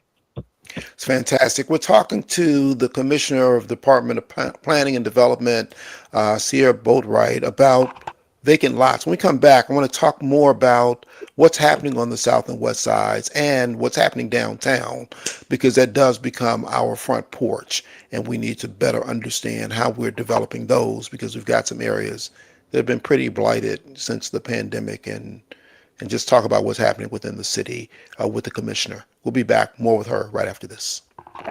More of the morning show with Rufus Williams coming up on the Talk of Chicago, 1690 WVON. Tuned in to your favorite WVON personalities on Facebook Live? Don't just watch, like it, love it, share it. Every click helps us grow the conversation and keep the community strong. So remember, like it, love it, share it, Chicago. Hi, I'm Lori Smith, host of Meeting the Moment. WVON, in partnership with the Chicago Community Trust, developed Meeting the Moment to amplify the voices of nonprofits across Chicagoland, giving them the communication tools they need to expand their reach and turn awareness into action. Right now, our communities are facing real challenges, from economic uncertainty to public safety to access and equity. But in the middle of it all, there are organizations doing the work quietly, faithfully, powerfully. With Meeting the Moment, we'll have honest conversations about the issues shaping our region and, more importantly, the solutions happening on the ground. And each week, we'll feature a Chicagoland nonprofit making a difference. You'll hear their story and find out how you can support their work, because Meeting the Moment is about more than just awareness. It's about impact. Join the Meeting the Moment movement, a program designed for the doers. For more information, visit WVON.com/Meeting the Moment. Listen every Saturday at 12 noon, right here on WVON 1690, the Talk of Chicago. Let's meet the moment together. Powered by the Chicago Community Trust. Why'd I go to the doctor? Working on the farm, my heart kept skipping a beat. I didn't think much of it, but my daughters made me get checked out. Turns out I have atrial fibrillation, which increases the risk of stroke about 5 times. Symptoms like irregular heartbeat, heart racing, chest pain, shortness of breath, fatigue, or lightheadedness can come and go. But if it's AFib, the risk of stroke remains. If you have symptoms, contact a doctor. I'm so glad I did. Visit notimetowait.com. Sponsored by Bristol Myers Squibb and Pfizer. Do you owe $10,000 or more in credit card debt or personal loans? With credit card debt at all-time highs, Debt Relief Advocates is urgently notifying consumers of debt relief now being made available, designed to aid consumers with out-of-control credit card debt. Those who qualify and enroll for this relief program will only have to pay back a fraction of what they owe. This is not bankruptcy or a debt consolidation loan. This is a relief program that credit card companies would rather you not know about, as it ends your debt nightmare and saves you lots of money. Consumers owing at least $10,000 in credit card debt or personal loans can now take advantage of this debt relief as the cost of living skyrockets. Debt Relief Advocates has established a relief hotline for you to call to learn what debt reduction you may qualify for. For this free information, call 800-433-8909. 800-433-8909. That's 800-433-8909. Or simply visit godra.com. It's the afternoon show with Atiba Buchanan and LaDonna Ray. Congressman Jonathan Jackson on the line. I saw a meme that said America will come and get you. When it's about the oil, they bombed in Iran, they've got oil. They bombed in Iraq, they've got oil. They bombed in Libya, they've got oil. And now they bombed in Venezuela, they've got oil. And they even came after Diddy because he had oil. Come on, Congressman. What a great setup. That was good. That was good. It's the afternoon show with Atiba Buchanan and LaDonna Ray. Weekdays at 3 p.m. on the Talk of Chicago, 1690 WVON. This report is brought to you by Blindster.com. Kyle from Blindster.com started Blindster in his garage over 15 years ago to make custom blinds easy and affordable for everyone. You measure, you install, and you save big on custom blinds. Plus, they guarantee they'll fit. Blindster.com. WVON traffic and weather now. We're at that time of morning where we start seeing some improvement in these travel times. Your inbound triple on the Ryan down to 20 minutes from 95th Street into downtown. The inbound side of the Bishop Ford, now 17 minutes in from I-80-94. You're looking at 20 along Tuskegee Airmen Memorial from I-80. DuSable Lakeshore Drive moving along at a 15-minute trip from 67th Street to Jackson. From Hollywood to Monroe, 17. Pretty slow, though, from Irving Park Road to Michigan. If you're on the inbound side of the Stevenson, you're still looking at 45 minutes from I-355 to DuSable Drive 30 traveling out. Now a 45-minute trip along the Eisenhower from Thorndale to the Burns Circle, outbound 30. And the Kennedy 45 from O'Hare to downtown, getting to the airport, a 35-minute trip. Turning sunny and pleasant today as temperatures climb near 80. 77 is our official daytime high. Currently, we're at 57 at O'Hare, 57 in Madison, and 57 degrees here at the Talk of Chicago. That's a look at traffic and weather now. I'm Annette Flournoy on the Talk of Chicago, 1690 WVON.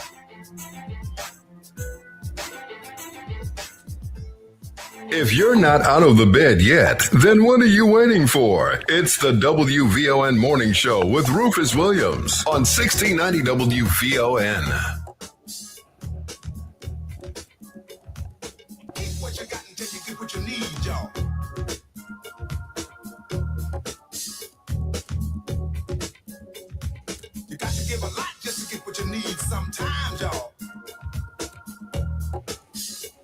Welcome back. We are talking this morning with the Commissioner of the Department of Planning and Development, Cierre Boatright.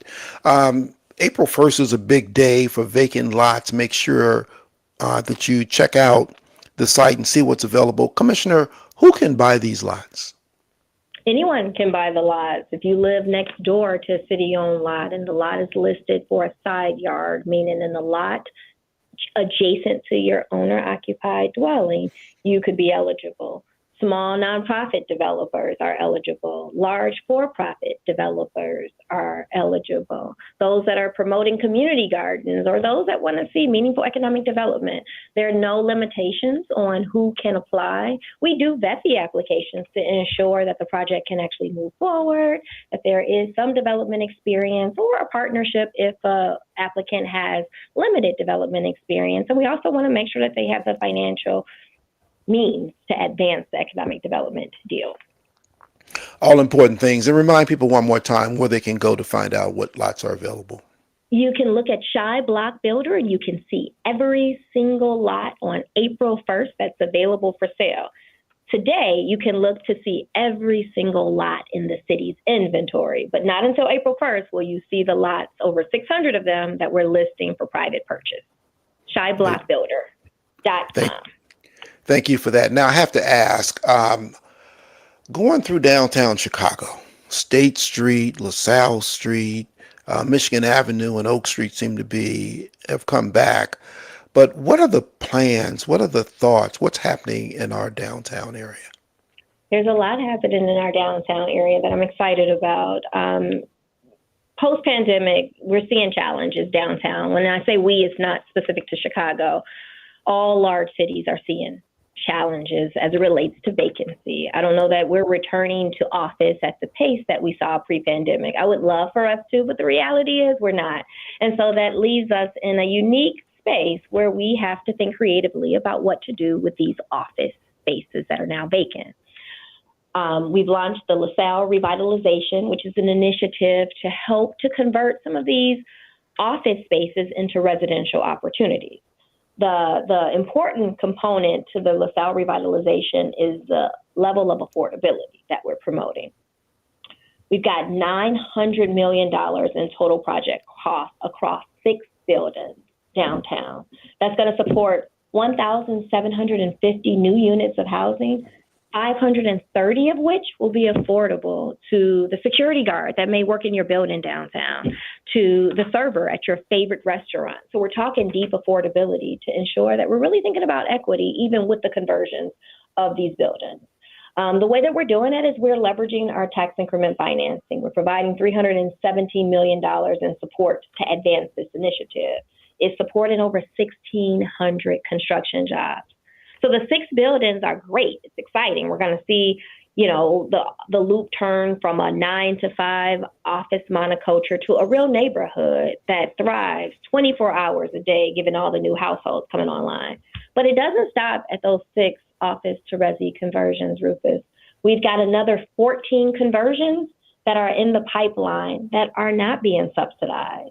This total 20 conversions, both the 6 that we're supporting and the 14 privately financed projects, will bring over 3,500 units of housing to the Loop and over $1.6 billion of investment.